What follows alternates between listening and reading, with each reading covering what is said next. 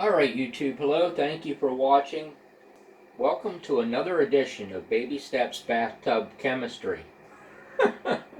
Yeah, as always, thank you to all the wonderful people that left me so many helpful comments in my quest to start chemistry here. I do definitely appreciate that. Please feel free to leave them anytime. What I wanted to do here, and I failed at it, I wanted to figure out what a stabilizer exactly does in hydrogen peroxide, because it's a bit of a gray area with me. Just when I thought I had it figured out, I bought some peroxide, but the manufacturer's data sheet doesn't seem to suggest what my thinking was on it. This peroxide has no stabilizers in it, and obviously this peroxide here, more than likely, does have stabilizers in it. Is one peroxide more reactive than the other? That was the focus on my failed video that never made it, because there was a whole bunch of holes in my applications, I think. So anyway, maybe I'm just an odd person, perhaps. But my thinking is this: would you want to bring something into your house that, in the event that it tried to destroy you, you had no idea on how to destroy it?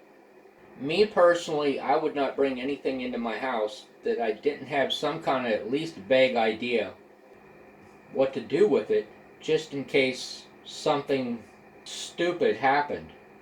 So enter hydrogen peroxide into the house. The weird part is, when I did this reaction yesterday, it was more reactive. And I'm sitting here banging my head, why would that be? What was different about yesterday than today? And in my preparation for Harry Carey, I had a brainstorm. The difference today is it's much colder. That is the reason, I am certain of that. So I brought out the hot plate. Not the hot plate to heat it, but to use the hot plate in a different way that kind of manipulates Mother Nature. So here is some sodium sulfite. When I looked this stuff up on the internet, it said that this here stuff is a good oxygen scavenger. And I said, man, an oxygen scavenger. That might be what I need if I bring hydrogen peroxide into the house. So that's kind of the funny thing too, because if you bring something that's potentially lethal into the house, it doesn't really make sense, in order to neutralize it, to dump something on it that's going to end up being more lethal than what the original spill was, if you follow my logic. So the internet did say in one source, this can be used to neutralize hydrogen peroxide when the peroxide's at a 5 to 10% level. Of course, my question is, what if the hydrogen peroxide's at a 35% level? So, to sum it up, the idiot that I am, I can tell you this much. I don't think I would recommend taking a bottle of this and a bottle of concentrated peroxide and mixing them together. It's air sensitive, and it readily oxidizes with air. When the reaction didn't really want to carry on, my first thought was, this sodium sulfite was sitting in the test tube for 5 minutes prior to the mix. Maybe it got oxidized in the air, and maybe that's why it wasn't reacting as well. I don't think it had anything to do with that. I think it's the temperature today. Here's the hot plate. Tap on, tap off. So as long as my motor decides it's going to spin, oh my. Enter the stirfish. The stirfish, I think, is what I need to manipulate Mother Nature today. And you might be scratching your damn head on that, and honestly, I'm kind of scratching my head on it too. But how does a stirfish manipulate Mother Nature? Well,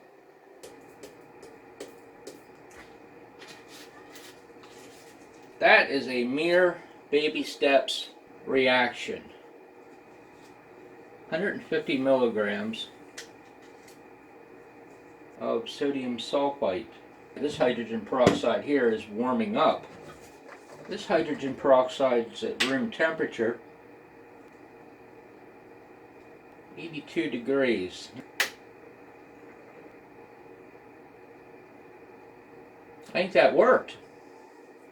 That's definitely hotter than it got a while ago. What I've learned about this is if you just put the sodium sulfite in and the hydrogen peroxide in the test tube, it doesn't really do much of anything. It might get a little bit warmer, but it really doesn't react too well until apparently the sodium sulfite is solubilized in the hydrogen peroxide when it's mixed up well. So if it's not mixed up well, it doesn't react.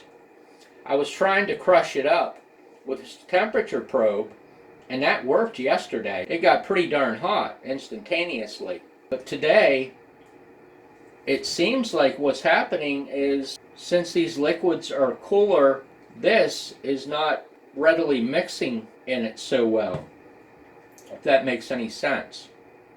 So that's why I wanted to put the stirfish in.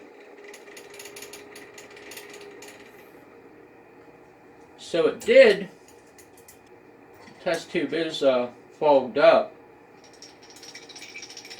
If you put the sulfite in and the hydrogen peroxide and do this, it will get pretty exothermic. But this is already, well actually no, it's actually heating up more. Yeah, it's actually heating up more. You can see there's condensation in the test tube.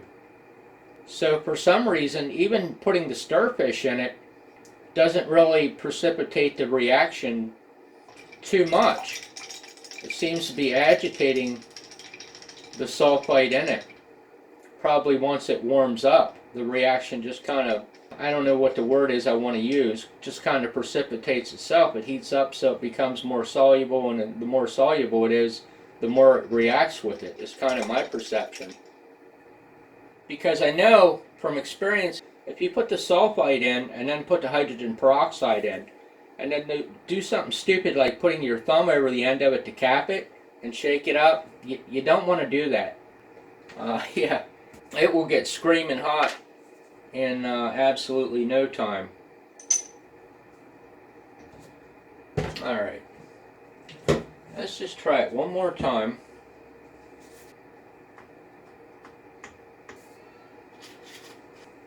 This peroxide here is still fairly cold.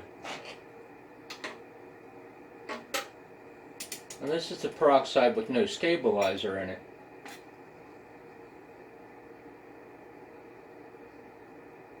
So you can see it takes it a second or so, but it does kind of perk up there.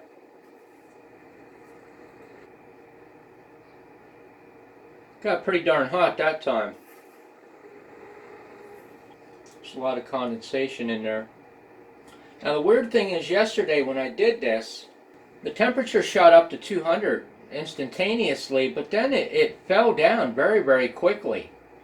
Not sure why that is either, because it's not really falling today. But you got to really get the sulfite mixed in with the peroxide to get the most exothermic reaction out of it. So there's absolutely nothing in the bottom of the test tube. It actually, all the sulfite mixed in. It's weird because just kind of agitating it like that, I can kind of feel the test tube gets hotter than what it was. So it doesn't like being agitated. Because yeah, it's not screaming hot, but buddy, it's hot. So that is a redox reaction. The reaction between an oxidizer and a reducing agent. So when you mix these two together, you end up with water and sodium sulfate. I checked the pH on this yesterday after doing this, and I think the pH was about 7.7. I kind of thought that was kind of interesting.